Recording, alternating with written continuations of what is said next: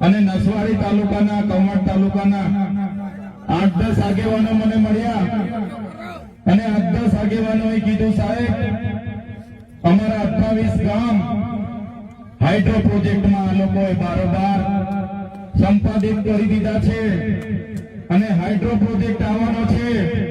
અમારા 28 ગામના લોકોને અહીંથી વિસ્થાપિત કરવા માટે સરકારે મન બનાવી લીધું છે। કલેક્ટર, એસપી, એમના પ્રાયોજના વહીવટદાર, એમના ડીસીએ, એમનું ખાણ ખનીજ વિભાગ, એમનું જીએમડીસી, જીઆઈડીસી અમારે ત્યાં આવે છે પોલીસને લઈને અને અમારા ગામડા અમારા ખાલી કરાવે છે। ત્યારે 28 ગામના લોકોને કેમ છો? તમે 28 ગામના માત્ર નથી, તમારી સાથે 1,25,00,000 આદિવાસીઓ પણ છો। કોઈની તાકાત નથી। અમારા આદિવાસીઓને અહીંથી ઉઠાડીને બહાર લઈ જશે। જે દિવસે આ ગુજરાતની ભાજપની સરકાર અમારા 28 ગામના આદિવાસીઓને ઉઠાડવા માટે આવશે, એ દિવસે ચૈતરભાઈ, રતનસિંહ, રાધિકાબેન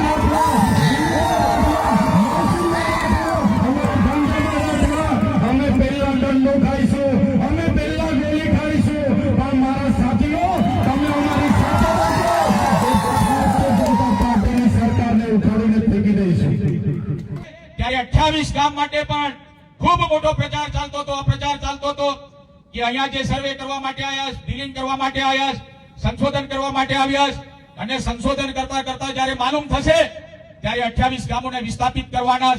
પરંતુ અમારા ગુલસિંહભાઈ રાઠોડ, આપણા ભીલ હાપેશ્વરને મેં ગઈકાલે કીધું કે તમે જ્યારે હાપેશ્વર નર્મદા યોજનાની અંદર જે આપણા ગામડાઓ આવતા હતા, વિસ્થાપિત થયા, એ ગામડાઓને જ્યારે હટાવવાનું થયું ત્યારે એની પ્રક્રિયા સાહેબ 10 વર્ષ પહેલા થઈ ગઈ।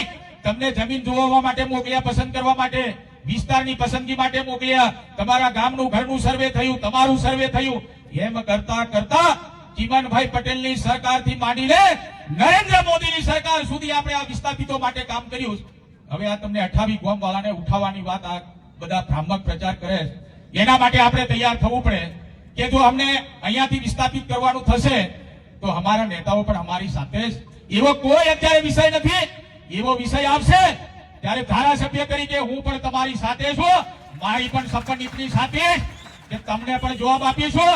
મારા સમાજને નુકસાન થશે તો હું સમાજની વચ્ચે છું, તમારી સૌની વચ્ચે છું, એની ચિંતા કરવાની જરૂર નથી।